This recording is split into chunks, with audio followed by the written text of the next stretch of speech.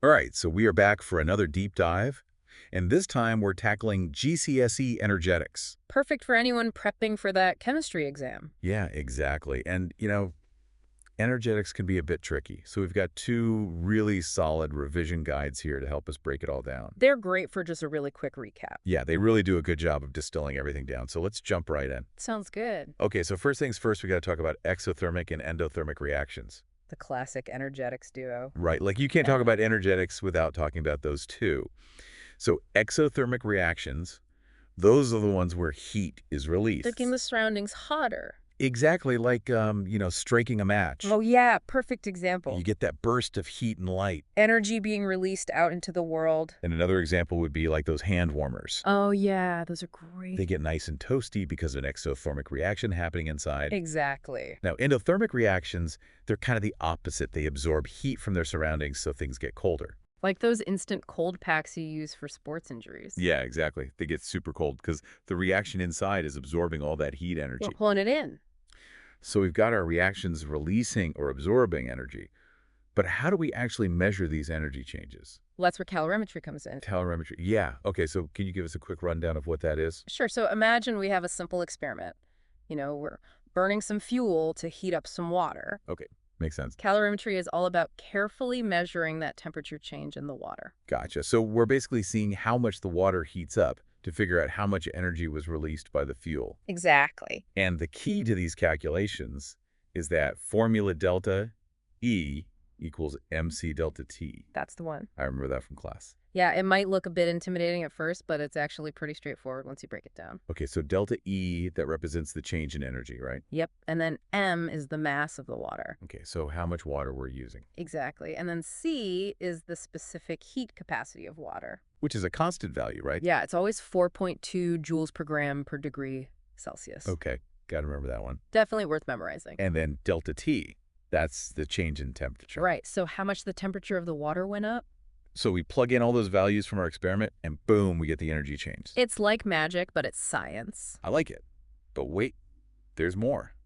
Always more. We can take this a step further and calculate something called enthalpy change. Oh yeah, enthalpy change, very important. Delta H. That's the one, and it's super important because it lets us compare different reactions. In a more standardized way, right? Exactly, not just gram by gram, but in terms of moles. Okay, so how do we get from this energy change we measured to enthalpy change? Well, the revision guides actually lay out two key equations for us. Okay, hit me with them. First, we figure out the energy released per gram of fuel burned. Okay, so we take the total energy released and divide that by the mass of fuel we burned. Precisely. Gotcha. And then to get the energy released per mole. You divide that number by the number of moles of fuel. Okay, so it's all about getting it down to that per mole value. Exactly. And just a quick reminder about units enthalpy change is measured in kilojoules per mole.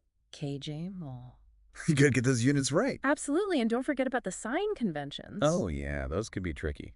Positive for endothermic, negative for exothermic. Easy to get mixed up. Definitely. So make sure you practice and get comfortable with those. Good advice. And these guides actually have a worked example to help with that. Oh, perfect. Yeah, they show you how to calculate the enthalpy change of burning propan-1-ol. Using a spirit burner and some water. A classic experiment. It's a good one to practice with. Yeah, they walk you through each step, measuring that temperature change using the mass of the propan-1-ol. Plugging those values into the equations. And then you get your enthalpy change. It's like following a recipe. I like that analogy. You have all your ingredients, your Right. measurements, and the instructions, the equations, and then you get your final dish, the enthalpy change. Makes it sound delicious. Right, and way less intimidating. Now let's move on to bond energies. Oh yeah, bond energies, those are important. Yeah, they're key to understanding the energy changes in reactions. So breaking bonds actually requires energy. Wait, so breaking bonds takes energy? Yeah, it's an endothermic process. Okay, and forming bonds releases energy. Right, that's exothermic. Okay, but hold on. If breaking bonds requires energy, how can forming bonds release energy? Doesn't that seem kind of contradictory? That's a great question, and it really highlights a key concept. So think of it like this. Imagine you have two magnets stuck together. Okay. To pull them apart, you need to put in some effort, right? You're putting in energy to break that bond. Okay, I get that. So breaking bonds is like pulling those magnets apart. Exactly. But then when those magnets come back together, they snap back with a force, and that releases a bit of energy. Oh, okay, I see. So that's like the energy released when bonds form. So the overall energy change of a reaction depends on how much energy is needed to break the old bonds and how much is released when new bonds form. Precisely, if more energy is released forming bonds than is used breaking them, the overall reaction will be exothermic. Okay. But if breaking those initial bonds requires more energy than is released by forming new ones, then the reaction is endothermic overall. That makes sense. And speaking of visualizing things, the guides mention these energy level diagrams. Oh, yeah, I remember those from class. They can seem a bit abstract at first, Yeah, a little bit. but they're really helpful for understanding energy changes. Okay, so what do they actually look like? Well, imagine a graph with energy on the vertical axis. Okay. For an exothermic reaction, the reactants start high, and the line slopes downwards to the product showing that energy is released. So the steeper that downward slope, the more energy is released. Exactly. It's And like a ball rolling down a hill. The steeper the hill, the faster the ball rolls and the more energy it releases. I like that analogy. And for an endothermic reaction, the line slopes upwards. Okay, so reactants start low and the products end up higher. Yep, indicating that energy was absorbed. And the steeper the upward slope, the more energy it took in. Right. So these diagrams basically give us a quick visual of whether a reaction is giving off energy or taking it in. Exactly. They're a great way to see the overall energy change. But there's got to be more to it than just that, right? Like, what about those reactions with multiple bonds breaking and forming? Ah, that's where Hess's law comes in. Hess's law. Yeah, it's a bit more advanced, but it basically tells us that we can add up the enthalpy changes of individual steps in a reaction to find the overall enthalpy change, even if the reaction doesn't happen in a single step. Oh, so it's like taking a detour on a road trip. Exactly. You might take different routes with different distances, but the overall distance between your starting point and destination stays the same. That's a perfect analogy. So Hess's law helps us navigate those complex reactions. Exactly. It breaks them down into smaller, more manageable steps. Now, with all this talk about energy, have you ever wondered why some reactions just happen spontaneously while others need a little push to get going?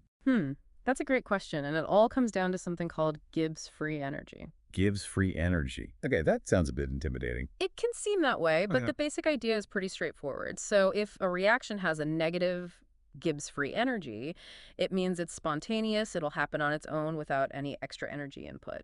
So like a ball rolling downhill, it just goes? Precisely. But if the Gibbs free energy is positive, the reaction isn't spontaneous, it needs a push of extra energy to get going. Like pushing a ball uphill.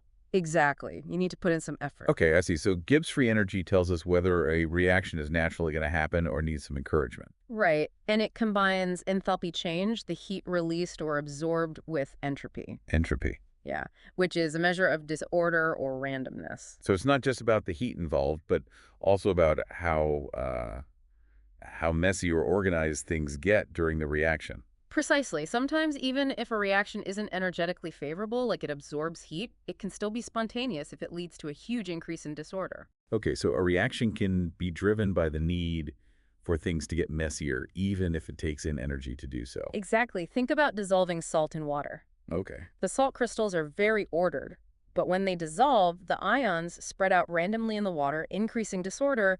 That increase in entropy can be enough to drive the process, even though it requires energy to break those ionic bonds. Wow, that's a cool way to think about it. So we've covered a lot of ground here.